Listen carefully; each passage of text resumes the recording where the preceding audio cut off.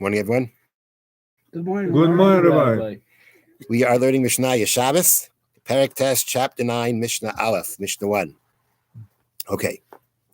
As a quick introduction, the Bartanura points out that the next couple of Mishnayos have nothing to do with Shabbos. But the reason why they're here is because they have a similar setup to yesterday's Mishnah. Yesterday's Mishnah, we had Reb Meir bringing a support to his opinion from a verse. That's what we had. It wasn't a proof, but it was a support. And therefore, now we're going to cite another Mishnayos where we have a similar thing, where someone uses a verse as a support for his opinion. Now, the discussion of our Mishnah is going to be Avodah Zarah. You have this idol that you worshipped, or you have a tree that you worshipped, you have a building that you worshipped. You're not allowed to go ahead and have any benefit from it. Actually, the Chachamim instituted that anything that you worship actually can make you tamei, can make you impure. You know, if you'd be a Kohen and you touched it, you wouldn't be able to eat Truma. You couldn't go into the Beis HaMikdash. This is something they decreed. Now, the thing is, though, there is a machlekes, an argument between Rabbi Akiva, the sage Rabbi Akiva, and the Chachamim and the other sages, as to how far did this decree go? What kind of level? How far did this impurity go? There are certain things you can only become impure from if you touch it. For instance, a sheretz, one of the 8 crawling animals that the Torah says, if it dies, its carcass makes you impure. So in that situation, the only way you become impure is if you touch it. Let's say you carried it in a box.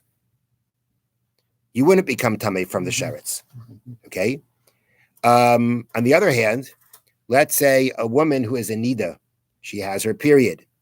Okay? That makes her tamei. If you touch her, it makes you tamei. If you were to carry her without touching, you carried her on a stretcher.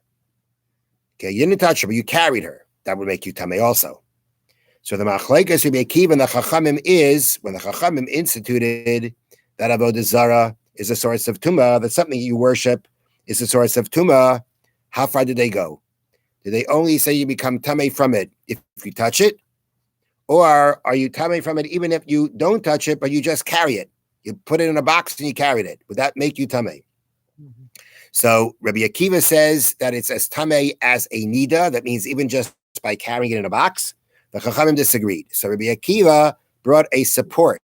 The word that they use for support is asmachta, from the word somech, to lean on. It's a support. It's not a proof, but it's a support to your opinion. Omar Rabbi Akiva said, from where do we know that Avodah Zarah can make you impure through carrying, as is the halacha, as is the law by carrying a nida? Shadamar, as the pasuk states. This is a pasuk in the book of Yeshaya that's talking about in the times of Mashiach, anybody who's worshipped idols will cast them away. Tizreim kamaydava, you will cast them away as you would a woman who is a nida. Say tomar aloi, you will say to it, go out. Now, when a person's wife becomes a nida, so there's a separation between them.